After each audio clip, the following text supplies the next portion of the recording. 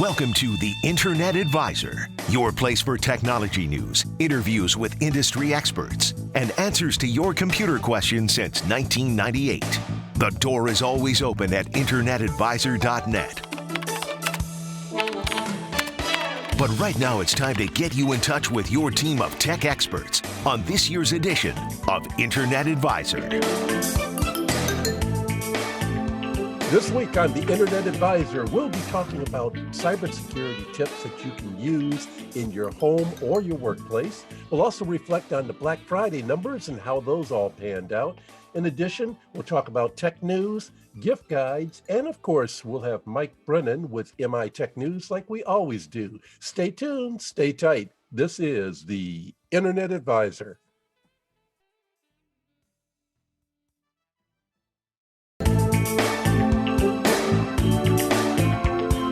Welcome to the Internet Advisor. We're here as we are every week here on the Internet Advisor, which you can catch at InternetAdvisor.net.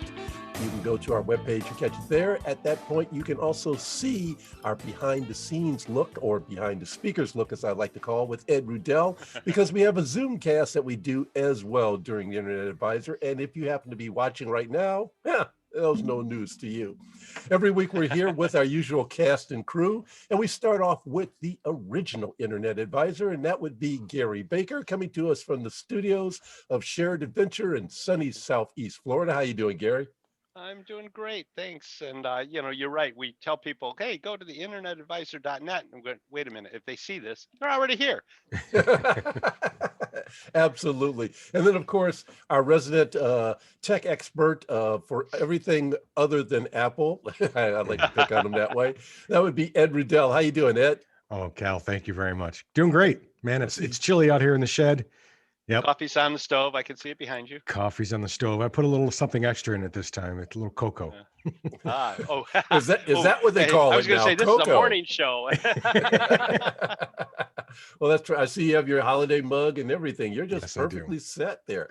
Hey guys, it's getting close to the end of the year, and I don't know about you, but I've been doing a heck of a lot of house cleaning around here, trying to get stuff all set to give to donations to Goodwill and stuff like that, so I can get my tax donation. But in addition to cleaning up goods and stuff around the house, I've also been cleaning up files, not only the physical ones in the paper and stuff like that, but my files on my computer. And it's also a good time to do other cleanup as far as like security and stuff that you use. You two were talking about some great things just before the show, and I was wondering if Ed or Gary, you guys can illuminate our audience on security things they need to take care of with their computer. Oh, well, Ed, I'll start out, and Ed had some great tips as well. Obviously, we want you to keep safe all the time. So you should be periodically reviewing, your passwords, and not keeping the same password for a number of different sites, because if they break into one site, they're going to go check to see where else you use that same password. And we've heard of many of our listeners that have come back and said, I don't know how they got into this site. And I said, probably didn't, probably got into another site. And in fact, I got two notices that sites that I have an account on are breached. Well, they could use either one of those passwords to potentially get into other sites, and just go out and put it in one of their programs and say, hit every site out there that, and if it happens to match, great, they're in. Yeah, and that's why multi-factor authentication is important. So many sites have now enabled two-factor, or what's known as multi-factor authentication, where you receive a SMS or a text message, or you have an application on your phone, like the Microsoft Authenticator or the Google Authenticator, that you've already pre-configured. It's the app you have on your phone, and you set it up. So like Facebook has this, Amazon has this, iTunes has this, everyone has this, or your banks have this. Yeah. Hopefully they have it, and hopefully your banks have it. And it's a way for not only doing password recovery, but every time you log in from a unique device. So if there's another device that's on the internet, a phone or a laptop of some type, and that attempts to log into that account, two-factor authentication is going to realize this device has never logged into this account, and it's going to kick in a multi-factor authentication to your phone. Yeah. So review all the sites that you log in to see if they have two-factor or multi-factor authentication. Yeah. And the other thing, go ahead, Gary. Oh, so another thing is we've noticed that if people keep a password, some sort of password vault, or they keep maybe just their password somewhere online so that they can get to them from a number of different devices, but don't name the whole file password. Right? Because it just is a big target. Anybody that happens to get onto your system, they'll go look for things like that, right? Yeah, it's like an Easter egg to them. It's like, wow, look at this. This is easy. Now, here's the whole point, and I made up this little slogan before the show as well.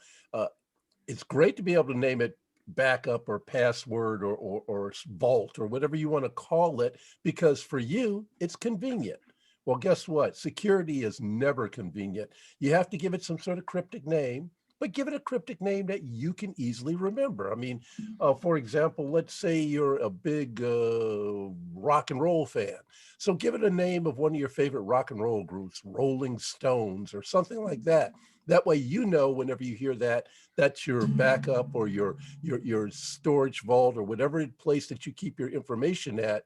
You know that's to you, but to anyone else, they'd probably think, oh, they must store a bunch of music out there as a library or something to that effect. So that's a good way of being able to do that situation to keep it going. Any other tips you can offer, Ed? Well, I was just thinking with Rolling Stones, you know, I might be interested in that, but so I label mine something like junk that not even I want. Stuff. Well, you know, here's where I'm going to get on my soapbox, and Gary and I talked about this. So it's getting to time of year, and it's the beginning of next year where many of us that work for corporations are going to have to do our cybersecurity training. It's this online courses. Many of them do that. And when you look at it, think about the company that you're working for and the practices that you have at home, and don't just brush them off. If you realize that there's a practice that you perform or that you see in your company, bring it up. And we were talking about this, and Gary, we were talking about privileged accounts. So right. Yeah, so I brought this up recently about I am using a privileged account for both my user account and when I do privileged access to PCs and on the network. Bad. I brought this up. General Motors doesn't do this. When I worked for them, they have two separate accounts, and we need to do that we need to do that in not only in our corporate environment. You have to raise the red flag on that, and I'm trying. And let's keep that red flag raised on a regular basis, because we're going to come back after the break and talk more about this situation and so much more about Black Friday and that sort of thing here on Internet Advisor.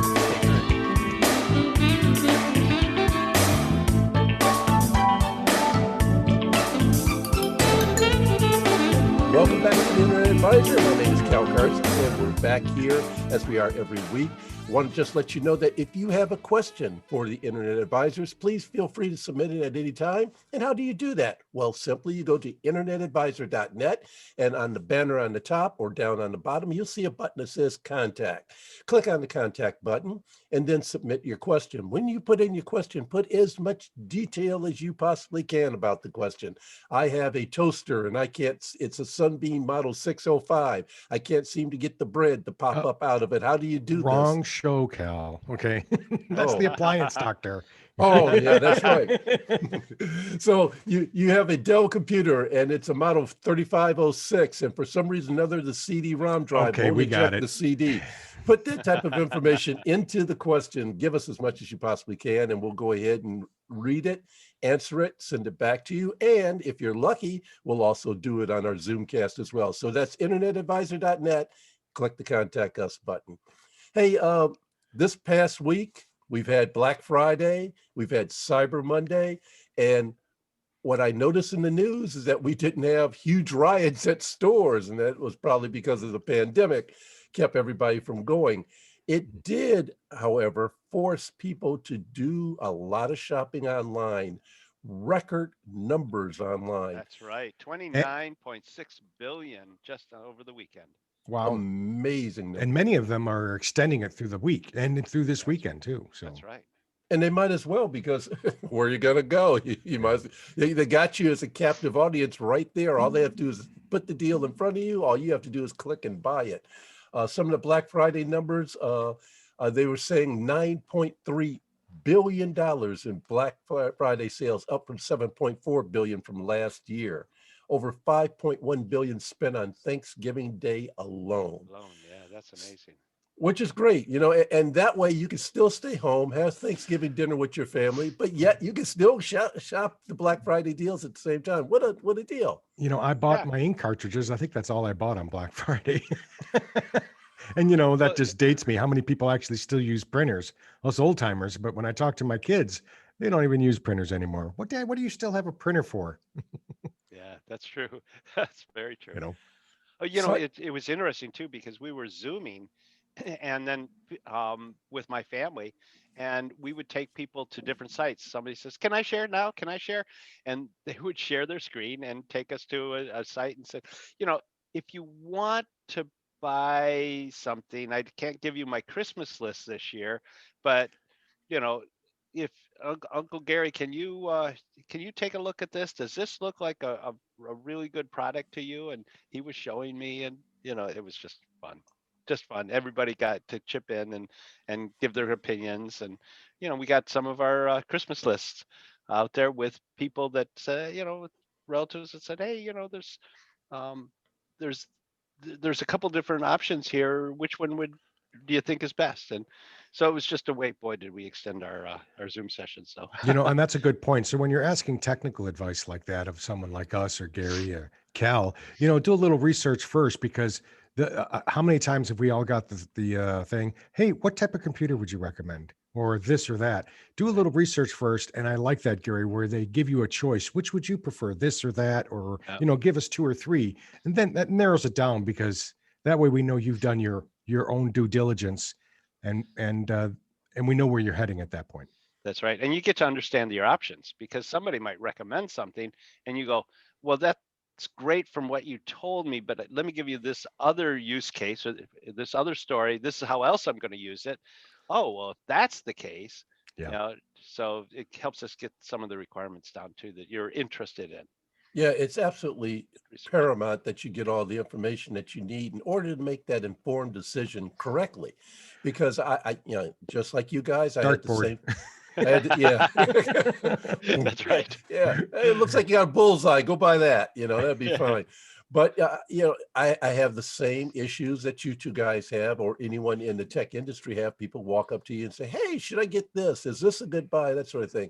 I got a question last week, obviously because of Black Friday. Should I buy this new computer? And is this the right one for me? And I said, well, let me take a look at it and see what it's all about. I looked at it, and then I started asking them questions about what they wanted to do with that computer to make sure, I can match up the capabilities of the machine to the task expected.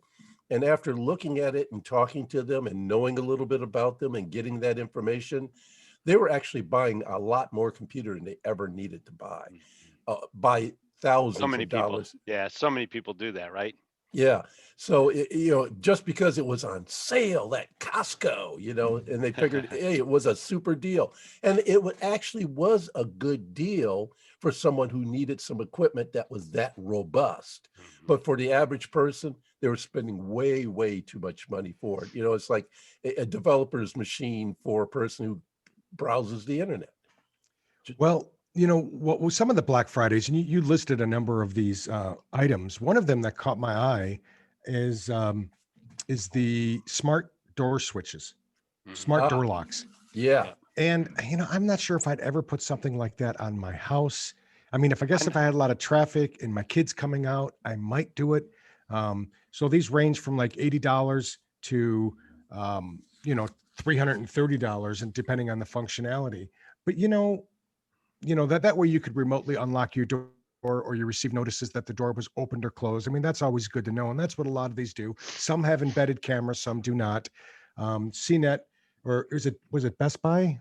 Let's see. Cal, who was this article by? Was it a CNET article, or? It was a CNET article, and they do refer stuff over at Best Buy in that particular case. You know what? But I thought about this, and who could really benefit from this is corporations. So if you think about all the keys that they handle that you have to go through facilities for, right? Yep. And you need someone to get access to an electrical closet or a communication closet or a conference room that's typically locked. They could enable that just by a simple text message or an email, right? And some of them you can actually tie to tied to the cloud, and they can be on a calendar so that they can automatically unlock at a particular time. So I think we're just beginning to see the beginning of smart locks like this, not only for residential, for business. It's interesting. With more people staying home, it's less needed. But I have a friend that has a smart lock and a camera. Somebody rings the doorbell, his computer goes on, and he has the camera view. He sees who's standing at the door. If it's the UPS guy, he says, or the Amazon delivery guy, he'll say, I've got you on camera, look up here and wave, and they wave, and say, okay, I'm going to unlock the door. The package that I want sent, or if you have a delivery package, set it inside the door. They know that you're watching. Okay, please close the door tightly. Closed. Yep, I can see that it's locked. Thank you very much. And the guy goes away. Now there's nobody, able to steal his package off his front porch till he gets home. And I thought, yeah, that's a perfect use of this new technology. See, I do something similar to that, but I don't let them all the way into the house. I have a smart garage door. And so what I do is when they come up to the driveway, I just say, are you in front of the garage door? They say, yes. I hit the button. The garage door opens. They put the package in. Then I ask, now I don't have a camera installed in there yet. Then I ask them, are you clear of the garage door on the outside? They say, yes. I hit the button again. It closes back. That way it is secure to a point. It's just that they haven't came into the house to be able to do it.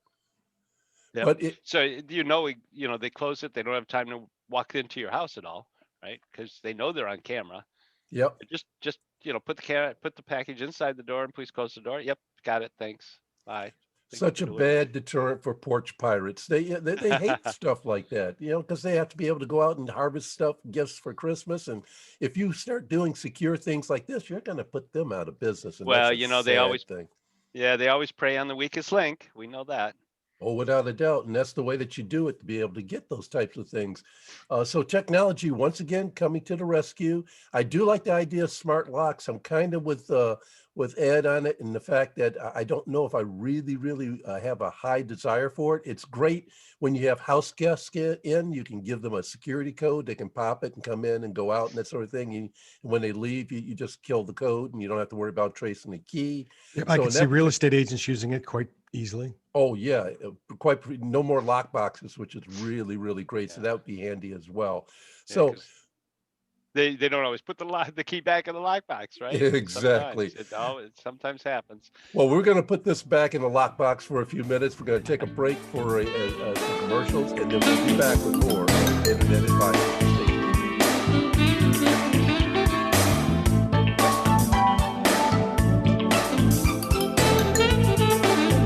Welcome back to the Internet Advisor. We're here every week with our normal crew. That's Gary Baker, Ed Rudel, and your host here, Cal Carson.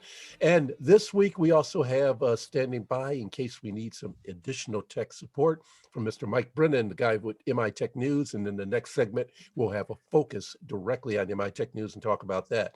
Feel free to check us out every week on the Internet Advisor. If you're not able to watch the Zoomcast that we do every week, you can still listen to our podcast, which you can download at internetadvisor.net to whatever device you might be using, or just sit there at the comfort of your computer and listen along in full stereo sound. Ed, we were going to talk about some of the repair things that have popped up for you in the past week. Tell us some of the adventures you've been having so that they can learn something about fixing computers. Okay, well, let's see. So this week I had quite a few computers that showed up on the bench that are damaged. Two things, people dropping them, right? And they damaged the LCD or put a dent in the corner or, something like that. And broken DC jacks, the charging ports. Wow. So, how does that happen? Because they kick the cord. Or they're constantly plugging it in and unplugging it. So this is a call out to the manufacturers. Have any of you seen a laptop wirelessly charged? I have not seen any wirelessly charged laptops at all. Expect them. I've looked, and I had this brainstorm, and I'm like, why am I seeing this? It's the next thing that we're going to see. And you're right. I haven't found a single manufacturer that provides that. So you heard it here first on the Internet Advisor. Because I'm not going to make $1 million off this idea, but I'm sure people are working on it. It's the second thing. So why are people dropping their laptops? Well, if Gravity. you think about how slick they are. I looked into this, and I had a little time Monday, but the rest of the week was hectic. They make grip stickers for laptops. So not only are they decorative, but they're sticky. So the laptops can be so thin, as you know, with the MacBook Airs and the Dells, and they actually make. Many of them are the aluminum. Dell does have a tactile one that has texture to it, but for people that don't have those, they make grip stickers. And look for those. Some of them are just a texture on them that you place on there. They can be decorative or just black or have a pattern. One of them is called cat tongue, which I love that term. But look for those. That would be a great stocking stuffer for people. Well, I tell you what I have found too, especially in the Mac world, but they make them for Windows machines as well. There's a company called Spec, and it's spelled SPEK, I believe, and they make a case cover that goes over top the laptop. So you have a part of the cover that covers the LCD screen portion, and the other half of it covers the bottom portion of it. And what it is, they can come in colors, or you can get them in clear, but the plastic that they put on it, your fingers stick to it a lot better than just the finish on the laptop. And those work out really well. They do two things. Number one, it makes it easy to hold on to it, which is really important. Yeah. The other thing that it does really well is that it keeps the whole laptop nice and clean and mar-free, so that if you happen to be the type of person who turns laptops over on a regular basis, like every 2 years, then you'll be able to sell it and the thing looks darn near brand new when you let it go. So I find those very, very helpful and well worth the investment when you get those types of covers for it.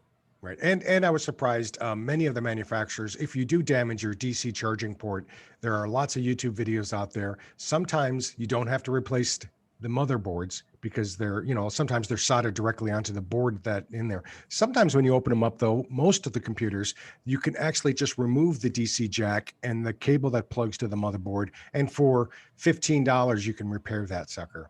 So, but back to the beginning of the segment, when I stated, look for wireless charging laptops in the near future. Well, how would that work, though, Ed? I mean, for instance, I've got a wireless charger for my cell phone, but I have to lay it on a device that physically connects to it. Would that be the same situation? Same thing. I mean, you figure that most of us have a work area that we work at, and you could have a charging mat at that area, and your laptop would be charged. But when you take it across the room and move away from your desk, it doesn't. It may still have a charging port on there that you could use, but it would eliminate a lot of the tethering that we still require when charging a laptop. We're going to let the manufacturers come up with that. I'm sure weight and cost is going to be a factor, but they've seemed to integrate that very well within the phones. So it should be a no-brainer to hook it up to laptops. Here, let me toss this one out. Let me toss this one out at you, Ed. Here's a real easy, cheap, and now way of being able to do that. Get a docking station. That way you just put the laptop in the docking station, pull the laptop out of the docking station, and you don't have to jerk that cord ever. Yes, but get this. Most manufacturers have migrated to the USB-C standard. True. And they don't have the dedicated dock ports on the back side or the bottom side of the laptops, and they've abandoned those. We may see that coming back around, but the USB-C ports, that's another thing that goes bad, is you're plugging this connector in constantly, and those ports wear out. Okay, so you just have to be real careful when you plug them in. I'm real careful because I know that's a point where, most of your laptop today is electronic, except for a few mechanical activities like plugging it in. Got to be careful with that. Yep. Excellent. So I'm going to take and stick my foot out even further than you, Ed, and I'm going to even tell you who's going to have the first wireless charging laptop, and that's going to be Apple. And I thought you were going to say Hewlett-Packard. And I'll tell you the reason why. The Apple with the new M1 chip in it those machines are running ARM processors instead of RISC processors. I hate that word. And basically, now the new M1 Max are basically a big whomping iPhone. Right. And if the iPhones have the ability to be able to be charged on a pedestal like that wirelessly, I bet you they're going to put that feature into those new Macs as well, so that you'll be able to just take your Mac, sit it down on that pedestal, charge it up, pick it up, and walk away. When they stopped doing the MagSafe chargers that they used to have on the MacBooks that were magnetically attached, where if you did bump into them, they would pop right off. That was a big mistake. Why did they do that? I have no idea why they took them away. Well, I know why, because they wanted to adapt to the USB-C standard. That's why they did it. And it's cost and weight, right? Yeah. Oh, but they're just so beautiful. They saved you from many, many times. I physically myself even almost knocked the laptop off the table, but when that MagSafe unclicked, it was beautiful. Yep, cats started celebrated. You know, once Apple eliminated that mag, all the cats around the world started celebrating that they could knock PCs off the table again. Well, that's just to let Mike know that if he's still looking to get a new Mac, those new M1s, they are going to be awesome. So far, the reviews have been great on them. And I'd like to see a power spec on those things, the usage and the battery life comparison at some point. We'll do that in an upcoming show, I'm sure. Oh, yeah, without a doubt. Hey, speaking of Apple, I also wanted to let folks know that Apple just launched a repair program for the iPhone 11. It seems that there were a few devices between November that were manufactured between November 2019 and May 2020 that have issues with the touch screen. So if you have an issue on one of those iPhones 11s like that, get in contact with Apple. It was reported by Mac Rumors, and we'll put a link to it on our website where you can click and it'll tell you whether or not your phone is one of the affected ones and the process you go about getting in contact with Apple to get that repair done. So that's the iPhone 11. If you're having problems with the touch screen, you definitely want to check into that and see if you can get that taken care of. Hey, Ed, this is going to be a cute one out to all you guys.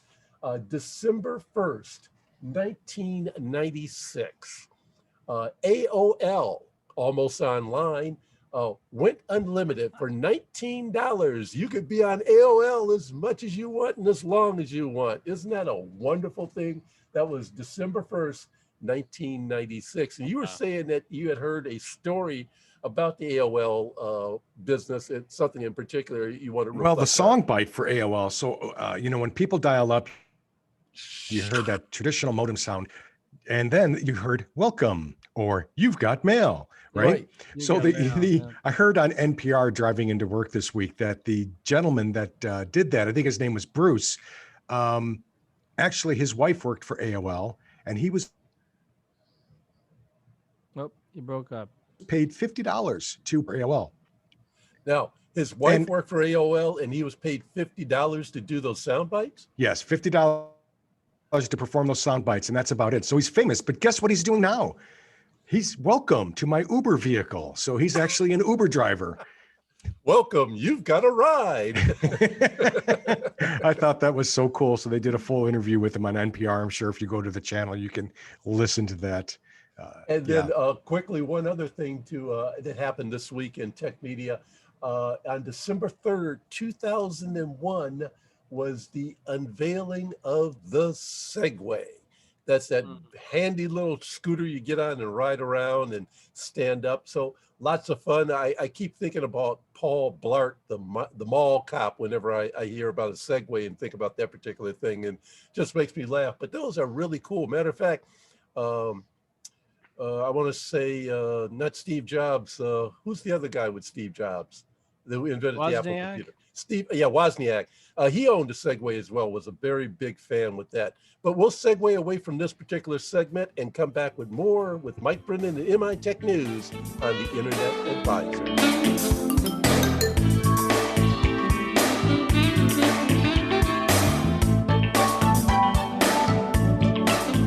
Welcome back to the Internet Advisor. Cal Carson here with Ed Rudel. And at this time of the show, we always go to the man, the legend, the man who gives us all the information that we need to know what's going on in technology in and around the great state of Michigan. We're talking about no one other than Mike Brennan with MI Tech News. Hey, Mike, how you doing this week? See that fast 3 times, right? So doing great. Thanks for asking, Cal. I always have a heck of a time trying to figure out ways to describe the excitement that you give me every week when I have to introduce you. And so sometimes I get tongue-tied, but what you got to do? You give it your best whenever you can. Sure. Mike, you bring us headlines on information that we need to know that's going on in and around the state of Michigan. And FinTech is one of the businesses that's been very big in our state. And what's the outlook for them during 2021 that they're forecasting for FinTech? Well, it doesn't come from me, but it comes from one of the experts in the field, Jason Rasnick, who's the CEO of Benzinga. I always got to get that zing in there. And that's a service he started, I think in 2013. He's another U of M grad. We're all doing these crazy things, but his service is sort of the poor man's Bloomberg. It's really aimed at smaller companies and providing all that similar kinds of information. It's available free for those that just want a basic read, and then if folks want to actually subscribe to the service and get what the day traders and stock traders are seeing, all that minutia kinds of stuff, that service is available as well. But anyway, Jason is like one of the originals in FinTech. I mean, his company is more or less a FinTech company. And so we had a long interview with him on last Monday, that's now on my website that you can view. And he was talking about how the industry is rapidly maturing. And of course, the next step that always happens in mature industries is you get a lot of mergers and acquisitions. So he was saying right now, I'm not pitching any particular FinTech stock or anything like that, but if you're interested in looking at an industry or a segment that could make some nice gains for you, if you wanted to invest in stock, check out FinTech.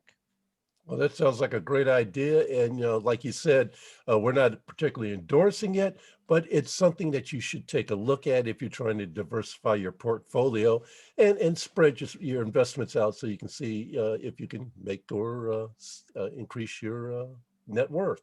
And one of the things I wanted to mention before we move to the next story is I just read a story this morning that Steve Wozniak, who we discussed in the last segment, is starting an energy-related FinTech company where you can trade in energy stocks. So green is, very big right now. And I think now that we have President-elect Biden, I think we're going to get more into those sorts of things, protecting the planet, trying to minimize climate change, that sort of thing. So something else to look at. We'll have to make a deep dive on FinTech sometime in the near future with you, Mike, and get some more information on that to get people more informed about it. There's opportunities on the rise in Q3 for employment, I understand. Yeah, the WIN program, which is a federal program, does reports quarterly on job situations, and right now there's 522,000, or actually more, almost 523,000 job postings over the past 3 months, and that's an increase of about 13.7%. However, it's still down from the previous year. So, I mean, there's a lot of jobs out there in a lot of various areas like transportation, distribution, logistics, not necessarily tech jobs per se, but the basic support jobs that underlie everything else that we're doing. And so, I mean, if folks are looking for jobs, there are lots of jobs out there available, and you don't necessarily need a college degree to get a lot of these jobs. You may have to get some additional training, but no one can say that there aren't jobs because WIN is saying there's lots and lots of openings. Oh, yeah, without a doubt.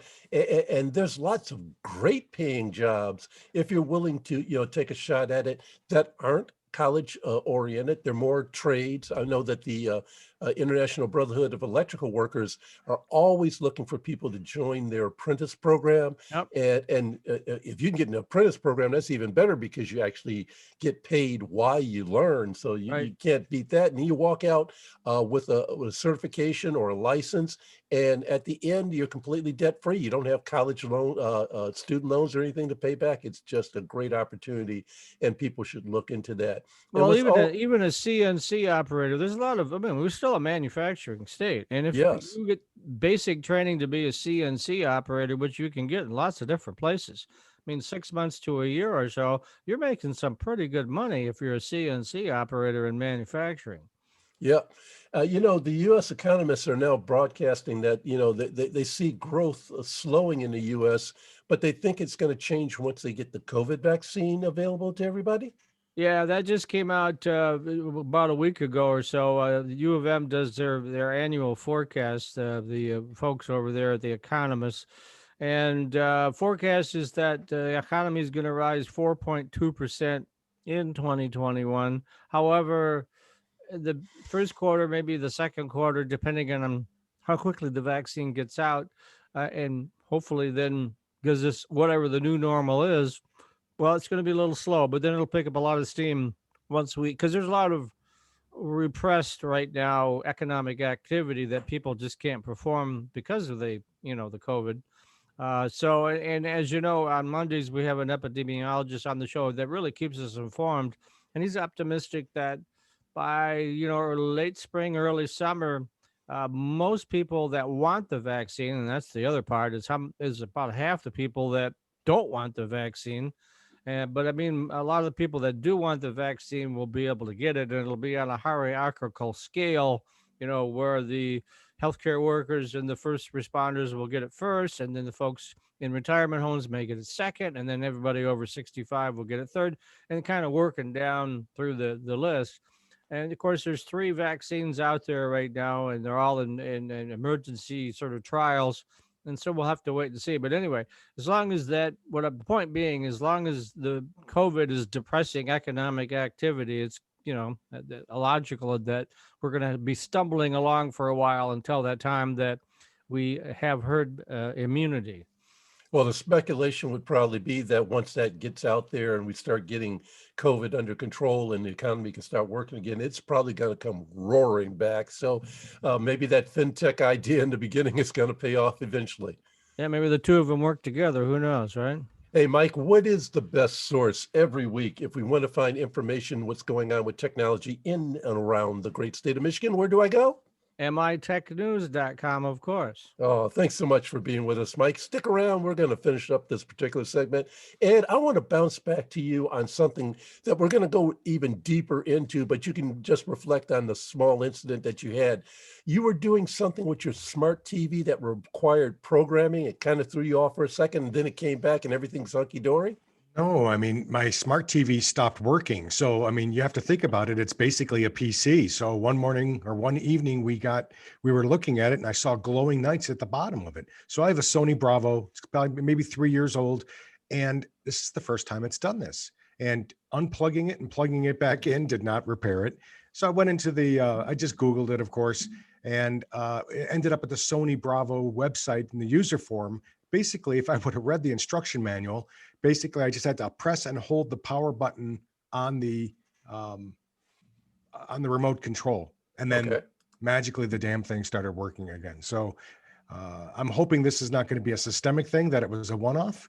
But our smart TVs, and I think Gary said he'd like to do a segment in the near future about troubleshooting some of these smart TV issues. And that was my user experience, is read the darn manual and go to the manufacturer and Google the symptoms.